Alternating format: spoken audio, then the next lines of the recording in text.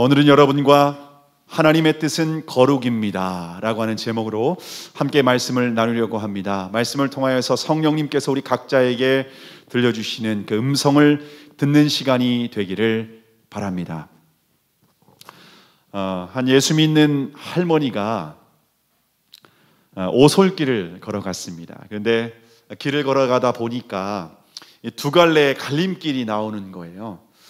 할머니는 하나님의 뜻대로 길을 선택하고 싶었습니다. 그래서 이렇게 기도했습니다. 하나님, 저의 길을 인도해 주시리라고 믿습니다. 제가 갈림길에 서 있는데 제 손에 있는 지팡이를 세웠다가 쓰러지는 그 길이 하나님의 뜻이라고 믿습니다 라고 하고 손에 있던 지팡이를 기도한 후에 손에서 놓았습니다. 그런데 그 지팡이가 오른쪽으로 쓰러지는 겁니다. 근데 할머니의 마음은 왼쪽으로 가고 싶었던 거예요. 그래서 어떻게 했을까요? 다시 지팡이를 들었습니다. 다시 지팡이를 들고 또 기도했습니다. 주여 인도해 주시리라고 믿습니다 하고 손에서 놓았습니다. 그런데 또다시 오른쪽으로 쓰러지는 겁니다. 그분은 또다시 지팡이를 들고 이렇게 기도합니다. 하나님 3-4번이지 않습니까? 또다시 인도해 주시리라고 믿습니다 하고 손에서 지팡이를 놓았는데 또 어느 쪽으로 갔을까요? 오른쪽으로 가는 겁니다. 그 할머니는 또다시 지팡이를 들고 왼쪽으로 나올 때까지 계속해서 쓰러뜨렸습니다.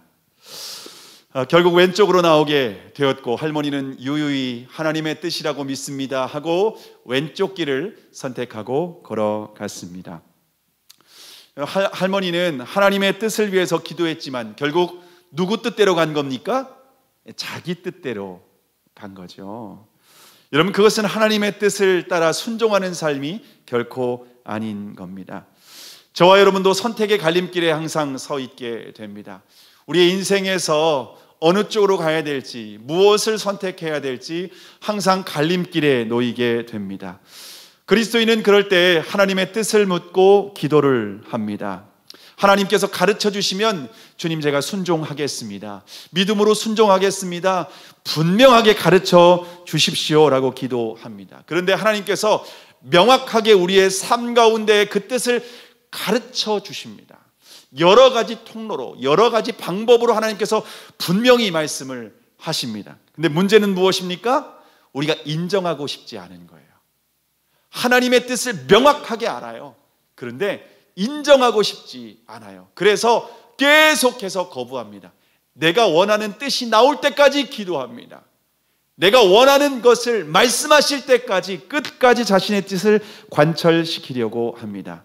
만약 저와 여러분이 그렇게 하나님의 뜻대로 순종하지 않고 내 뜻대로, 자신의 뜻대로 살아간다면 그리스도인이라고 말할 수가 없습니다.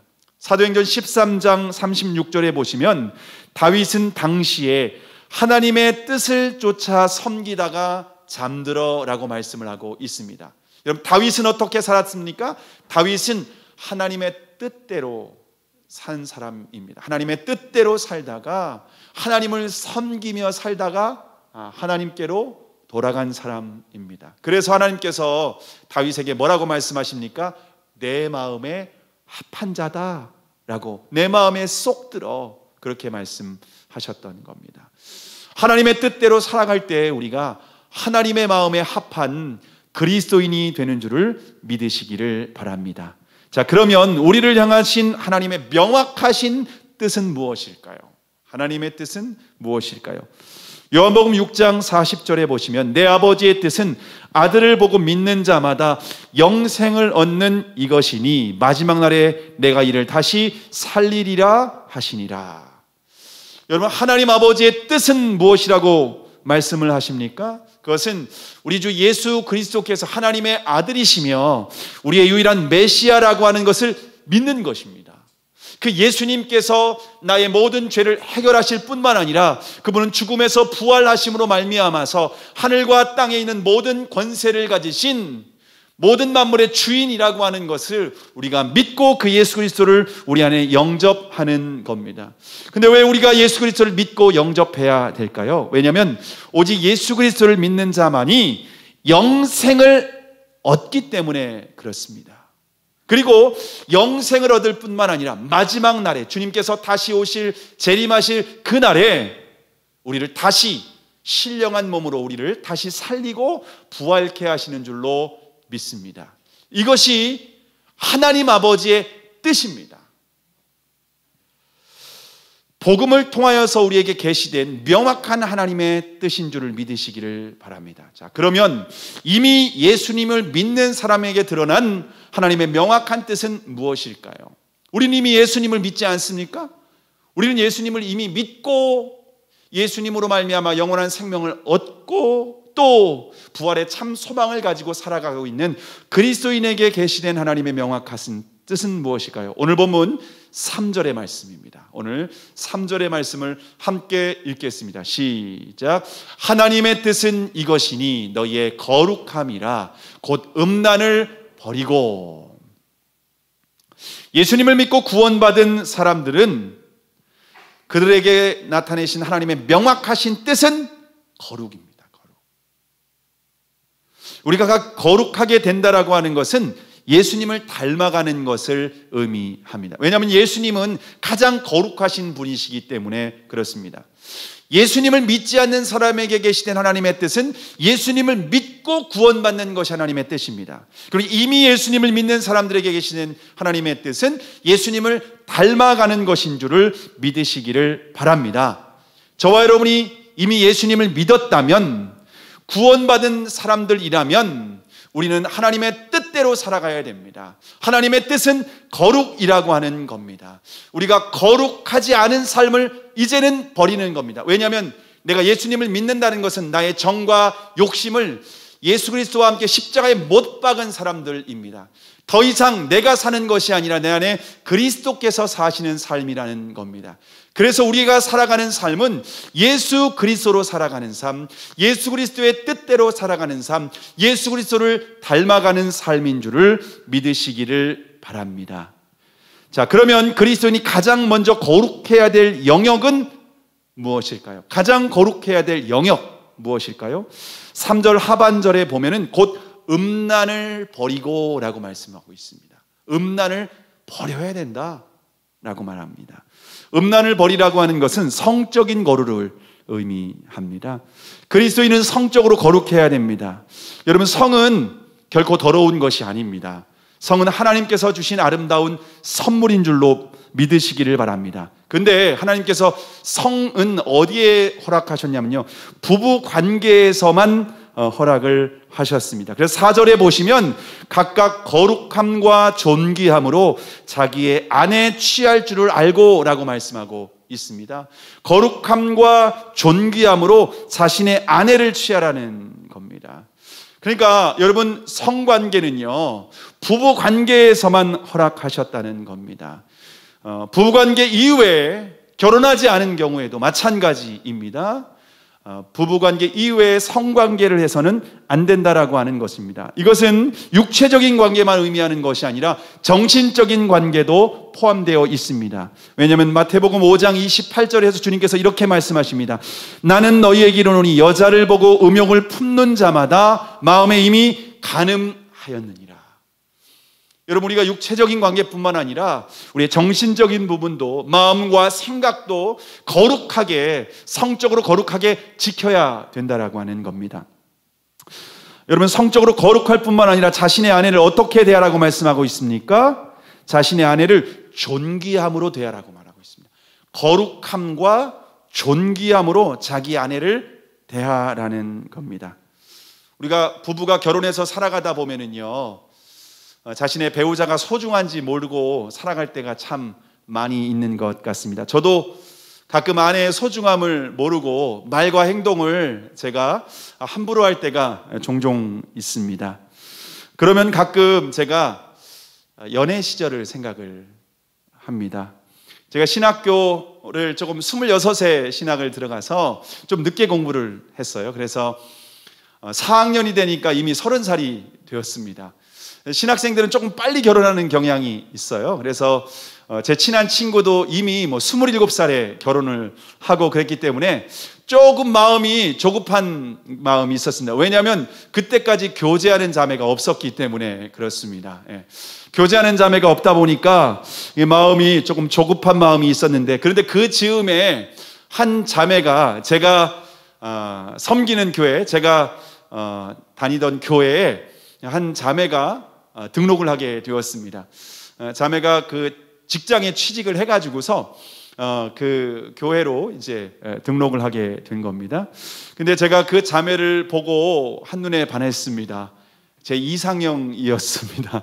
그래서 전문용어로 작업을 걸었습니다. 작업을 걸기 시작했는데 또 그 자매가 저와 같은 목장에 소속이 된 거예요. 그러니까 이건 하나님의 뜻이다 라고 생각하고, 목장 모임이 원래 뭐 이제 토요일 날 청년들 성경 공부할 때, 그리고 또 주일 날에만 있었는데 주중 목장 모임을 만들었습니다.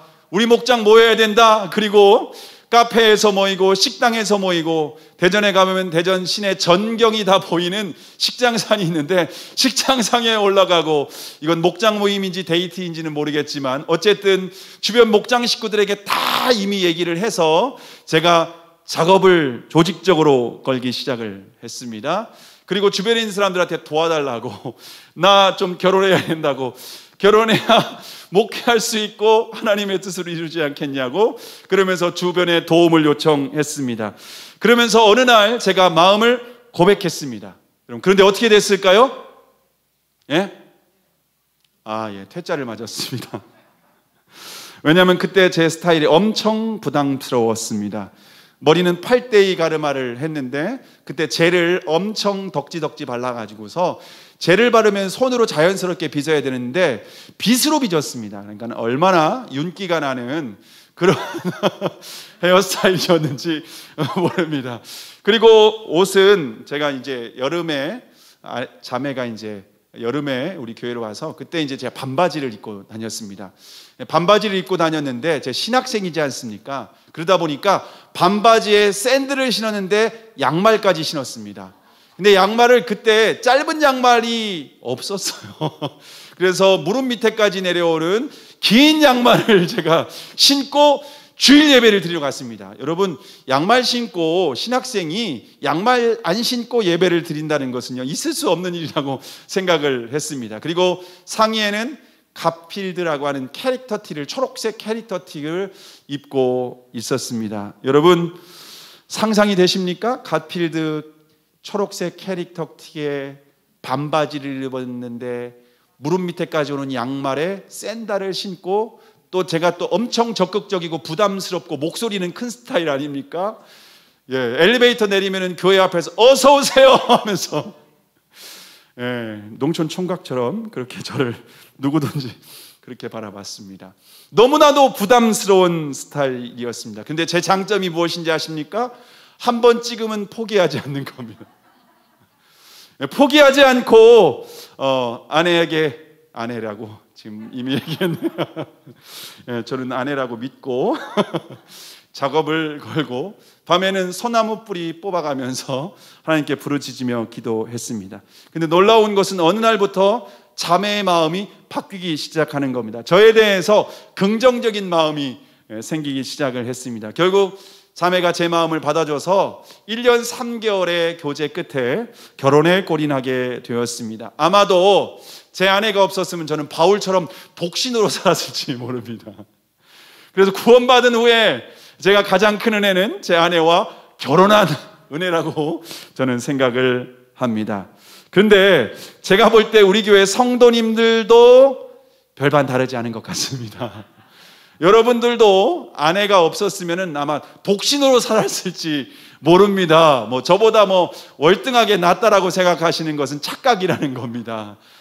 웃고 계시는 여자분들도 예외는 아닙니다. 여러분들도 남편이 아니면은 독신으로 살았을지 모릅니다. 너무나도 힘들게 살았을지 모르는데 결혼하게 된 건 하나님의 은혜인 줄을 믿으시기를 바랍니다. 근데 우리가 결혼해서 살다 보면은요, 항상 좋은 면만 있는 건 아니에요. 연애할 때 이 사람은 정말 다 좋은 것 같았는데 결혼하게 되면은 이건 아닌데 싶은 게 좀 있지 않습니까? 야, 내가 이런 사람인 줄 몰랐는데 이런 일이 있다는 겁니다. 그러면서 야, 내가 왜 이런 사람하고 결혼했나? 내가 미쳤지. 여러분, 그런 생각이 들 수 있다는 겁니다. 그런데 문제는요, 나만 그렇게 생각하는 게 아니라 상대방도 그렇게 생각하고 있어요. 내 배우자도 나를 보고 어떻게 저런 사람하고 내가 결혼했나, 내가 뭔가 미쳤지, 그런 생각을 동일하게 하고 있다는 겁니다. 근데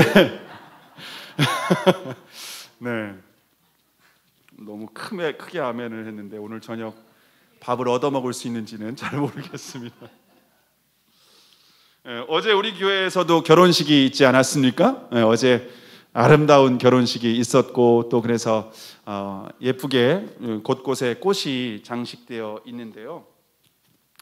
결혼할 때 우리는 내가 사랑해서 내 배우자를 선택했다고 생각을 합니다. 그런데 마태복음 19장 6절에 보시면 그러므로 하나님이 짝지어 주신 것을 사람이 나누지 못할지니라 라고 말씀하고 있습니다. 누가 짝지어졌다고 말씀하십니까? 내가 선택한 것 같은데 하나님의 섭리 가운데에 만나게 된 줄을 믿으시기를 바랍니다. 하나님이 짝지어 주셨다라고 하는 거예요. 하나님이 그 섭리 가운데 만나게 된 거예요. 하나님의 섭리 가운데 만나게 되고 서로에 대한 호감을 갖게 되고 결혼에 또 이렇게 꼴이 날 수 있게 된 것입니다. 그러므로 나의 배우자는 누가 허락하신 건가 하면요, 하나님께서 허락하신 겁니다. 만약 자신의 배우자를 거룩함과 존귀함으로 대하지 않는다면요, 하나님께서 허락하신 배우자를 우리가 함부로 대하는 겁니다. 여러분, 근데 우리가 남편과 아내가 서로에게 거룩함과 존귀함으로 대하는 이 과정을 통해서 우리가 어떤 열매를 맺게 되는가 하면은 예수 그리스도를 닮아가게 되는 줄을 믿으시기를 바랍니다. 우리가 서로를 사랑하는 과정을 통하여서 예수님을 본받는 거예요. 예수님을 닮아가는 거예요. 그래서 진정한 거룩은 어디에서 이루어지는가 하면 가정에서 이루어집니다. 여러분, 예배당에서 거룩이 다 이루어지는 게 아니에요. 내가 예배드리고 기도한다고 해서 거룩이 이루어지는 것이 아니라 부부관계 가운데, 그리고 자녀를 양육하는 그 과정을 통하여서 하나님 아버지의 마음을 깨닫게 되는 거예요. 자신의 비참함을 아는 거예요. 내 안에 사랑이 없네? 내 안에 이런 미움이 가득하네? 내가 정말 이렇게 부족한 사람이었나? 내가 이렇게 형편없는 사람이었는가? 라고 하는 것을 깨닫게 되는 거예요. 그러면서 하나님의 은혜를 구하고 하나님의 도우심을 구하며 우리가 가정 안에서 거룩한 열매, 예수님을 닮아가는 열매가 맺혀지게 되는 줄을 믿으시기를 바랍니다. 자, 그러면 거룩을 위해서 우리가 경계해야 될 것은 무엇일까요? 거룩을 위해서 반드시 경계해야 될 것은 무엇일까요? 오늘 본문 5절에서 6절까지의 말씀을 함께 읽겠습니다. 시작. 하나님을 모르는 이방인과 같이 세욕을 쫓지 말고 이 일에 분수를 넘어서 형제를 해하지 말라. 이는 우리가 너희에게 미리 말하고 증거한 것과 같이 이 모든 일에 주께서 신호하여 주심이니라. 여러분, 하나님을 모르는 이방인과 같이 세욕을 따라가지 말라는 겁니다. 이 바울 당시에 그 이교도들이 제사를 드리는 방법이 있었는데요, 아주 음란한 방법이었습니다. 이방 신전에서 그 신들을 섬기는 방법이 창녀들과 성행위를 갖는 것이 이방 신을 예배하는 방법이었습니다. 그래서 바울 당시에는 성적으로 매우 음란한 상황이었습니다. 뿐만 아니라 바울 당시에는요, 결혼한 사람들이 아내를 두고도 첩을 두는 경우들이 많이 있었다는 겁니다. 제가 우리 연세가 높으신 권사님들, 한 80 이상 되신 권사님들을 보면은 그분들의 아버님 세대에는요, 정말 이 아버지가 첩을 두는 경우들이 좀 많이 있었습니다. 그러니까 우리나라도 불과 100년 전만 해도 그런 일들이 굉장히 많이 있었다는 겁니다. 심지어 이 바울 당시에는 힘이 있는 사람이 다른 사람의 아내를 빼앗는 경우도 있었습니다. 그래서 자신이 힘과 권력, 물질이 많으면은요, 그렇게 다른 사람의 아내를 빼앗아 가면서 그렇게 살았던 겁니다. 근데 그리스도인은 절대로 이방인과 같이 세욕을 쫓아가서는 안 된다는 겁니다. 하나님을 모르는 이방인과 같이 세욕을 따라가지 말라라고 분명하게 말씀을 하고 있습니다. 여러분, 그리스도인은 가정에서 거룩해야 된다는 것을 아주 주님께서 분명히 우리에게 말씀을 하고 있습니다. 그런데 우리가 살아가는 시대는요, 바울 당시보다 성적으로 더욱 타락한 시대를 살아가고 있는지 그것 아십니까? 많은 사람들이 음란과 세욕을 따라가고 있습니다. 우리나라가 인터넷과 스마트폰이 그 어떤 나라보다 발달한 나라 아닙니까? 그래서 음란 천국입니다. 우리나라는. 초등학생들도 스마트폰을 통해서 음란물에 너무나도 쉽게 접근을 하고 있습니다. 그러다 보니까 자연스럽게 음란이 문화가 되었습니다. 사람들이 대중매체를 통해서 음란에 깊이 물들어 있기 때문에 문제는 뭐냐면요, 죄를 죄로 인식하지 못합니다. 결혼하기 전에 성은 부부관계 가운데에서 허락했다고 하는데 연예인들도 결혼하기 전에 임신을 하고 결혼을 하지 않습니까? 이 음란이 얼마나 깊이 들어오는가는요, 교회 안에까지도 깊이 들어오고 있습니다. 그래서 교회 안에서도 불륜을 행하는 사람들이 있고요, 심지어 목회자들도 성적인 스캔들로 인해서 언론에 심심치 않게 보도된 것을 볼 수가 있습니다. 여러분, 이 시대 마귀의 최대 무기는 음란입니다. 성적인 유혹이라는 겁니다. 근데 그리스도인이 다 여기에 판판이 넘어지고 있다는 겁니다. 이게 굉장히 심각한 문제라는 겁니다. 그런데 여기에서 이방인과 같이 세욕을 쫓지 말라라고 하는 것은 성적인 것만 의미하지는 않습니다. 이방인과 같이 세욕을 쫓는 것은 자신의 본능에 이끌려 세상을 따라가는 모든 것을 의미합니다. 육신의 정욕, 안목의 정욕, 이생의 자랑도 우리가 하나님을 모르는 이방인과 같이 세욕을 쫓아가는 겁니다. 돈을 따라가고 이성을 따라가고 권력을 따라가는 그 모든 일은 이방인과 같이 세욕을 따라가는 것입니다. 우리는 그리스도를 따라갈 수 있도록 우리를 주님께서 부르셨습니다. 그리스도를 따라가도록 부르셨는데 이렇게 세상을 따라가는 거예요. 육신의 정욕을 따라가는 거예요. 돈이 있다고 하면 그냥 마치 불나방처럼 막 달라드는 겁니다.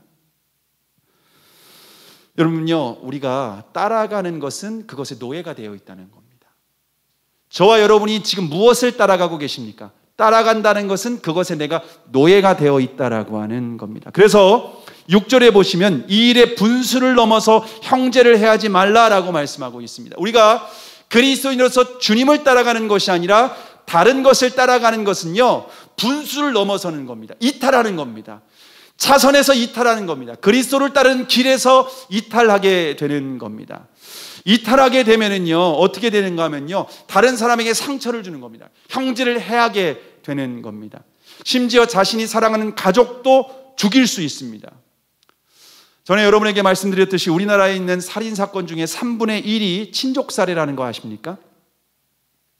1년에 69건의 친족살해 사건이 있습니다. 그런데 살해 동기가 뭔가 하면요, 대부분 돈입니다.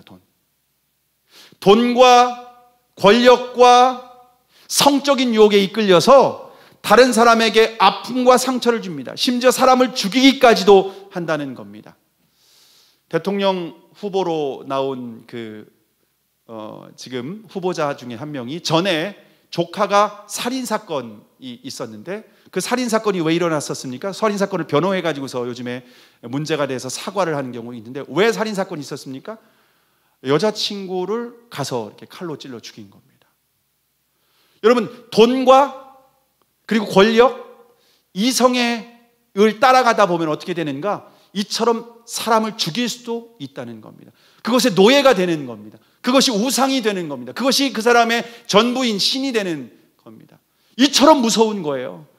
하나님을 모르는 이방인과 같이 세욕을 따라가는 것, 세상을 따라가는 것, 육신의 정욕, 안목의 정욕, 이생의 자랑을 따라가는 것은요, 다른 사람을 죽일 뿐만 아니라 자신을 죽이게 될 것입니다. 얼마나 무서운 일인지 모릅니다. 그런데 중요한 것은 하나님께서는요, 그러한 문제에 대해서 결코 간과하지 않으신다고 말씀을 하십니다. 하나님은 억울하게 피 흘린 사람의 죄를 신원해 주신다고 말. 무슨 말인가 하면요, 심판하시겠다는 겁니다. 반드시 심판하시겠다는 겁니다. 뿌린 대로 거두게 하신다는 겁니다. 그러므로 그리스도인은 세상을 따라가면 안 됩니다. 세욕을 따라가서는 안 된다는 겁니다. 예수 그리스도를 따라가야 되는 줄을 믿으시기를 바랍니다. 예수 그리스도를 따라가는 그 과정을 통하여서 자신과 가정이 거룩하게 되는 줄을 믿으시기를 바랍니다. 자, 그런데 만약 그리스도인이 거룩하지 않으면 어떻게 될까요? 거룩하지 않으면 어떻게 될까요? 오늘 보면 7절과 8절, 7절과 8절의 말씀을 함께 읽겠습니다. 시작. 하나님이 우리를 부르심은 부정케 하심이 아니요 거룩케 하심이니 그러므로 저버리는 자는 사람을 저버림이 아니요 너희에게 그의 성령을 주신 하나님을 저버림이니라. 하나님께서 우리를 부르신 목적은 성공이 아닙니다. 우리가 세상에서 잘 먹고 잘 살아라고 부르신 것이 아니라는 겁니다. 하나님이 우리를 부르신 목적은 거룩입니다. 거룩은 하나님의 뜻이라는 겁니다. 근데 만약 그리스도인이 거룩하지 않으면 하나님을 저버리는 거예요. 사람을 저버리는 것이 아닙니다. 우리 안에 계신 성령님을 저버리는 거예요. 물론 우리가 하나님을 저버린다고 해서 성령님이 떠나시는 분은 아닙니다. 왜냐하면 요한복음 14장 16절에 보시면 내가 아버지께 구하겠으니 그가 또 다른 보혜사를 너희에게 주사 영원토록 너희와 함께 있게 하시리니 라고 약속하셨습니다. 예수님께서 우리에게 또 다른 보혜사 곧 아버지의 약속하신 성령을 보내주신다고 약속을 하셨는데 그 약속은 성령님은 우리를 영원히 떠나지 않으십니다. 예수님을 내가 진정 믿음으로 예수 그리스도의 십자가가 나를 위한 죽음이고 그 예수 그리스도를 나의 주인으로 나의 하나님으로 영접한 사람에게는 성령님이 함께 하십니다. 그 성령님은 영원히 떠나가지 않는다고 분명히 약속을 하셨습니다. 그러면은 성령님께서 우리가 거룩하지 않게 되면은 떠나지 않고 어떻게 하신지 아십니까? 에베소서 4장 30절에 보시면 하나님의 성령을 근심하게 하지 말라. 그 안에서 너희가 구속의 날까지 인치심을 받았느니라. 여러분, 성령님은 우리를 영원히 떠나지 않습니다. 그래서 요즘 어떤 그 드라마에서 나오는 깐부라는 말 아십니까? 깐부. 깐부라고 하는 말은 어릴 때 구슬치기, 딱지치기를 할 때 한 팀을 깐부라고 부릅니다. 뭐 짝꿍이라는 의미겠죠. 그리스도인의 영원한 깐부는 누구인가? 성령님이시라고 하는 겁니다. 성령님은 우리를 구속의 날까지 우리와 함께 하십니다. 그런데 많은 그리스도인들이 영원한 깐부이신 성령님을 근심케 한다는 겁니다. 왜 근심하십니까? 죄 때문에. 우리가 거룩하지 않고 부정하게 될 때에 우리 안에 계신 성령님이 근심하십니다. 탄식하신다는 겁니다. 제가 얼마 전에 R.T. 켄달이라고 하는 목사님의 제가 세미나 강의를 영상 강의를 좀 들었는데 이 R.T. 켄달 목사님은 전 세계를 다니시면서 하나님의 말씀을 전하는 굉장히 귀한 종입니다. 마틴 로이드 존스 목사님이 목회하셨던 그 교회에 세계적인 아주 기독교 역사에서 한 획을 그은 목사님의 후임자로 영국에서 목회를 하셨는데 이분이 은퇴를 하시고 성령의 기름 부으심을 받은 거예요. 그래서 전 세계를 다니면서 한국에서도 초청해서 말씀을 전하신 적이 있는데 전 세계를 다니면서 하나님의 말씀을 전하시고 계신 굉장히 하나님께 귀하게 쓰임받는 종입니다. 그런데 그분이 집회를 하시는 곳에 가면은 목회자들이 그 목사님에게 하나님께서 저에게 주시는 특별한 레마의 말씀, 내게 주시는 말씀이 있으면 목사님 해주세요라고 그렇게 요청을 한답니다. 그러면 그분은 항상 동일한 말씀을 선포하신다고 합니다. 이렇게 말씀을 하신다고 합니다. 지금 성령님께서 당신에게 하시는 말씀은 이것입니다. 성령님을 근심하게 하지 마십시오. 성령님을 근심시키지 마십시오. 여러분, 이 시간 성령님께서 여러분에게 하신 말씀은 이것입니다. 성령을 근심케 하지 마시기를 바랍니다. 성령을 근심케 하는 사람은 가장 어리석은 사람입니다.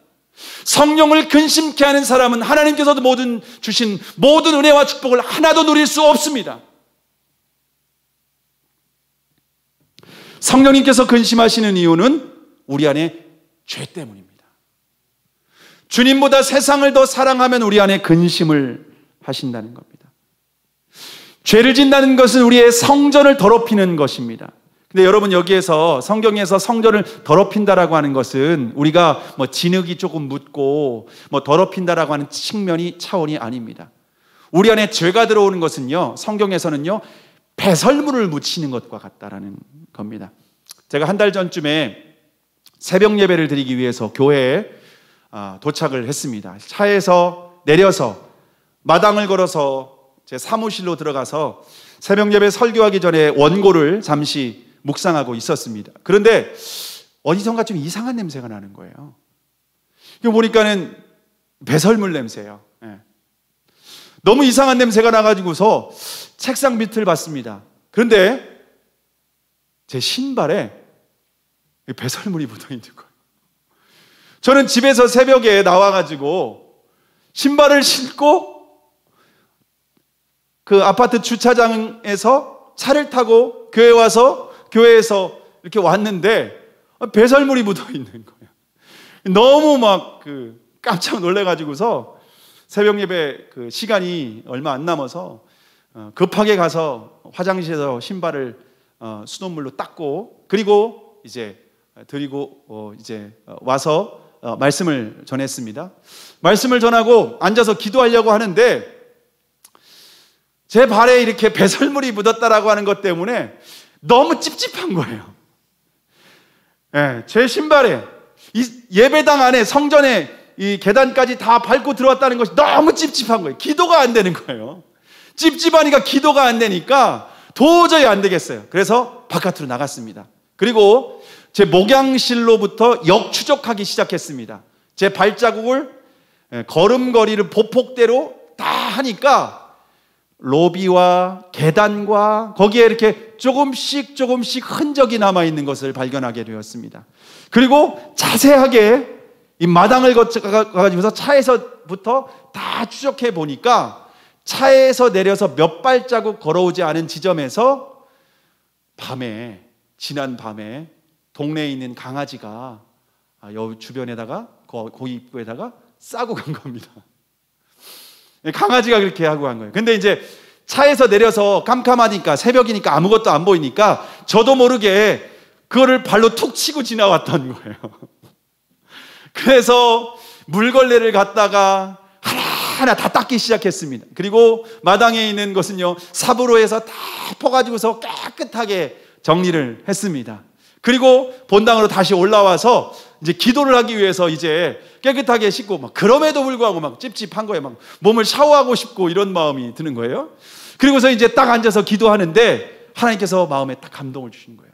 규현아, 죄를 지으면 성전에 똥을 묻히는 거야. 냄새 나는 거야. 그럼 내가 견딜 수가 없어. 진흙이 묻거나 그렇게 쫙 더럽혀지는 차원이 아니야. 죄를 짓는다는 것은 성전에 배설물을 묻히는 거야. 내가 그러면 예배를 받을 수 없어. 기도를 들 수 없어. 너희와 함께 동행할 수 없는 거야. 주님이 저의 마음에 아주 강한 마음을 주시는 거예요. 정말 죄가 이렇게 더러운 거구나. 이렇게 냄새나는 거구나. 하나님이 이렇게 싫어하시는 거구나.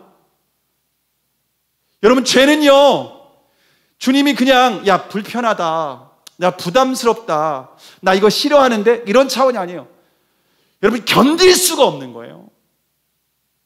여러분, 옷에 묻힌 옷을, 배설물이 묻은 옷을 입고 여러분 어디 활동할 수 있겠습니까? 그렇게 묻은 사람 여러분 가까이 갈 수 있겠습니까? 여러분, 질색을 하지 않습니까? 막 코를 찡그리고 인상을 찡그리면서 도망가고 싶지 않습니까? 우리 안에 성전에 성령님 우리를 영원히 떠나지 않는다고 말씀을 하십니다.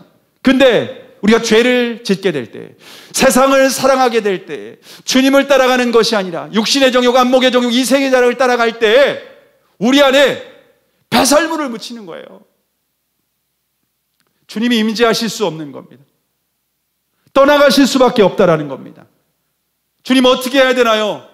라고 할 때 주님께서 회개해야 된다. 예수 그리스도의 십자가를 바라보고 믿음으로 회개할 때에 어떤 역사가 일어나는가? 샤워하는 거라는 거예요. 우리의 영혼이 샤워를 하는 거예요. 깨끗게 되는 거예요. 여러분, 우리가 세상에 살아가면서 죄가 묻는다는 거예요. 그런데 어두운 밤길에 제가 배설물이 있는 것을 모른 것처럼 사단은 곳곳에 죄의 지뢰밭을 설치해 놨습니다. 그래서 우리도 모르게 그 길을 지나오다가 터지는 거예요. 묻는 거예요.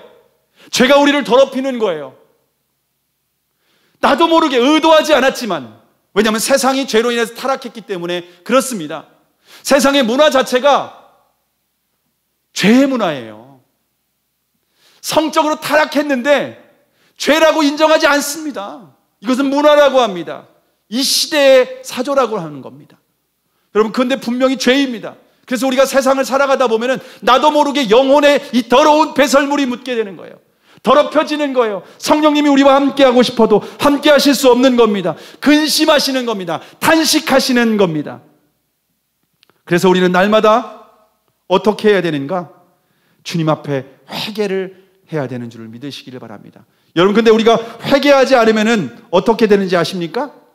여러분, 배설물이 있는 곳에 뭐가 날라오나요? 꽃이 있는 곳에는 뭐가 날라와요? 벌이 날라오죠. 그래서 꿀을 얻어가죠. 그런데 배설물이 있는 곳에는 뭐가 날라오죠? 네, 파리가 날라오는데 어떤 파리라고 해요? 똥파리라고 하죠. 더러운 똥파리가 날라오는 거예요. 더러운 똥파리가 어디에서 오는지 모르겠는데 날아 들어온다라고 하는 겁니다.